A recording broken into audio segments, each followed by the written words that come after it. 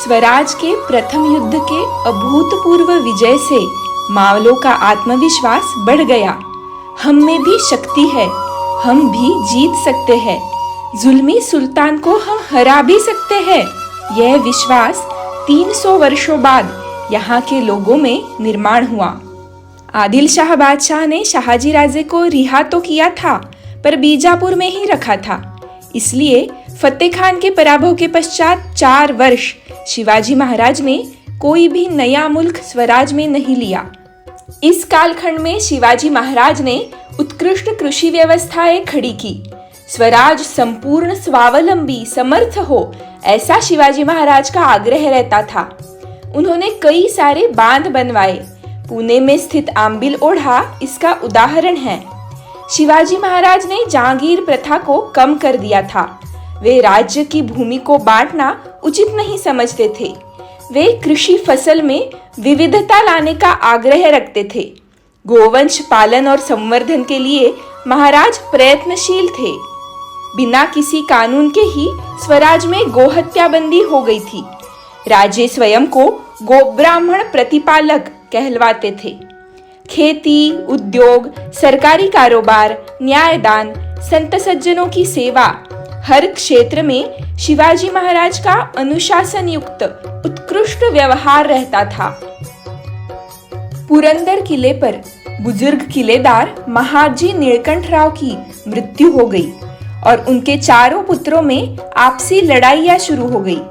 शिवाजी महाराज ने उन्हें समझदारी से चलने का उपदेश किया, परंतु उनमें से कोई भी सुनने योग्य नहीं था।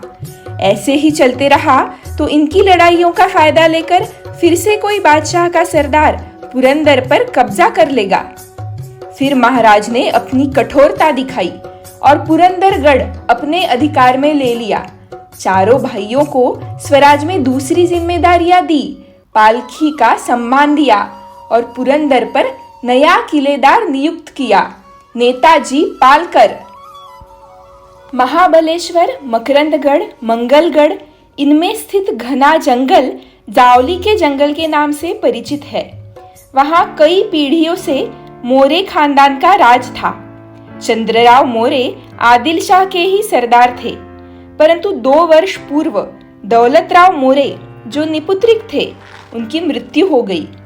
तब आदिल शाह ने जावली पर हक बताने से पूर्व ही दौलतराव की विधवा पत्नी ने यशवंतराव नामक पुरुष को गोद ले लिया और शिवाजी महाराज से उसकी चंद्रराव उपाधि के लिए मंजूरी ले ली।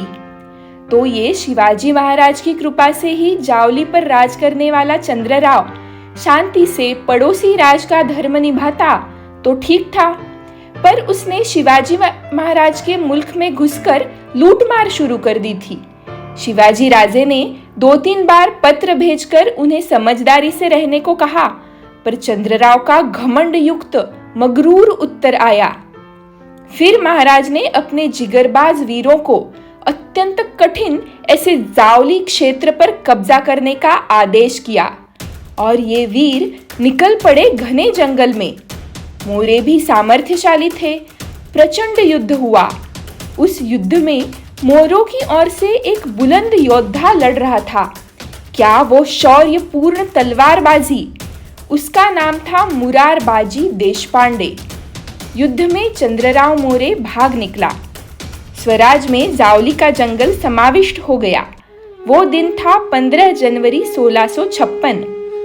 फिर शिवाजी महाराज ने मुरारबाजी को समझाया, तुम इतने कुशल योद्धा हो, इस कुशलता का उपयोग योग्य कार्य के लिए होना चाहिए। हमें मोरे खानदान से कुछ बैर नहीं। हमारा कार्य स्वराज का है, स्वधर्म का है। इस पवित्र कार्य में तुम्हारे जैसे वीरों की बड़ी जरूरत है। और मुरारबाजी को भी शिवाजी महाराज की यह सच्चाई भा गई। उन्होंने अपना ईमान महाराज के चरणों में अर्पण कर दिया। जावली के आसपास के चंद्रगढ़, मकरंदगढ़, कांगोरी, सोनगढ़, चांभारगढ़ ये भी स्वराज में शामिल हुए और सबसे मौल्यवान उपलब्धि यानी रायरी का किला। महाराज ने इस किले का सुधार कार्य करके उसका नाम रखा रायगढ़। जावली के पास ही एक पहाड़ी थी, भोरप्या डोंगर। शिवाजी महाराज ने उसे देखा और मोरोपंत पिंगले को आज्ञा दी, इस पहाड़ी पर किला बनवाओ। और पंत ने अपनी बुद्धिमत्ता का उत्तम उपयोग करते हुए तालेवार किला निर्माण किया। वहां एक स्वयंभू शिवलिंग मिला। वहां मंदिर निर्माण कर उसको नाम दिया केदारेश्वर और किले को नाम दिया प्रतापगढ़। संपूर्ण मावल प्रांत में प्रतापगढ़ जितना कठिन किला दूसरा नहीं। किले के आजू बाजू इतना घना जंगल है कि ऐसे कहा जाता है, राक्षसी के बालों में से जू ढूंढना आसान है, पर यहाँ बैठा हुआ हाथी भी ढूंढ नहीं सकते। हमने पहले सुना ही है कि शहाजी राजे को मालोजी राजे के समय से पुणे और सूपे प्रांत की जहांगीर मिली थी। शहाजी राजे ने सूपे की जहांगीरी संभाजी मोहिते इनको सौंपी थी। संभाजी मोहिते यानी शहाजी राजे की दूसरी पत्नी तुकाबाई साहब के भाई। वैसे तो घर की ही बात हो गई ना, पर यह सूपे परगना शहाजी राजे का होकर भी अभी तक स्वराज में समाविष्ट नहीं हुआ था। बहुत दिनों से संभाजी मोहिते यानी शिवाजी महाराज के सौतेले मामा जी, उनकी शिकायतें आ रही थी। मामा जी बड़े ही भ्रष्टाचारी, रिश्वतखोर थे।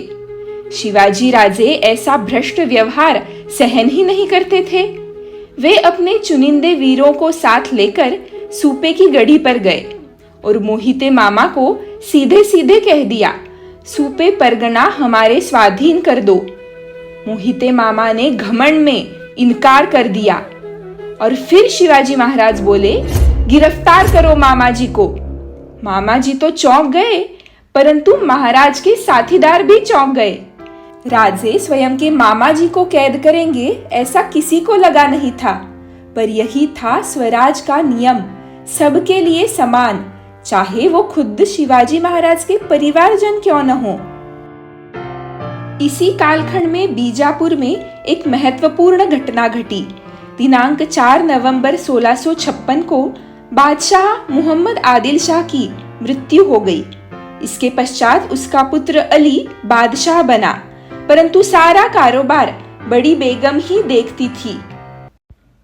मोहम्मद आदिल शाह के मृत्यु का फायदा लेकर शिवाजी महाराज ने कोंकण प्रांत में अपने वीर मावले भेजे।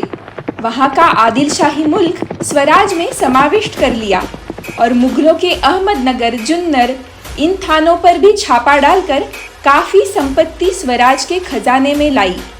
महाराज अपने प्राण प्रिय वीरों को एक एक जिम्मेदारी सौंप रहे थे और वे भी आनंद और उत्साह से वो जिम्मेदारी पूर्ण कर रहे थे। दाभोल बंदर, कल्याण, भिवंडी, लोहगढ़, तुंग, तिकोन, विसापुर, राजमाची, प्रबलगढ़, सरसगढ़।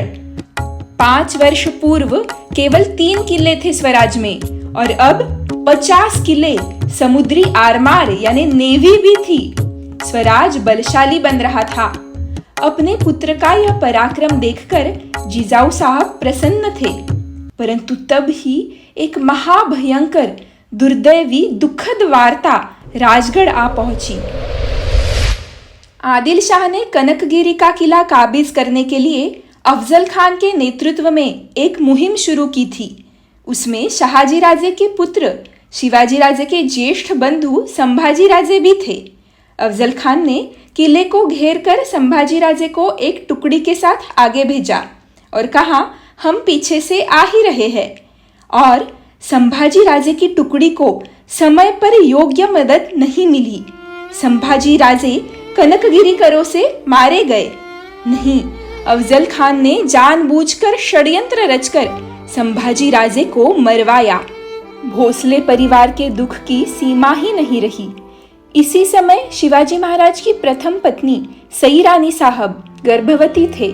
दिनांक 14 मई 1657 को पुरंदर किले पर सई रानी साहब को पुत्र प्राप्ति हुई। अपने काका साहब के स्मृति में बालक का नाम भी संभाजी रखा गया। आगे की कथा अगले भाग में सुनेंगे। धन्यवाद।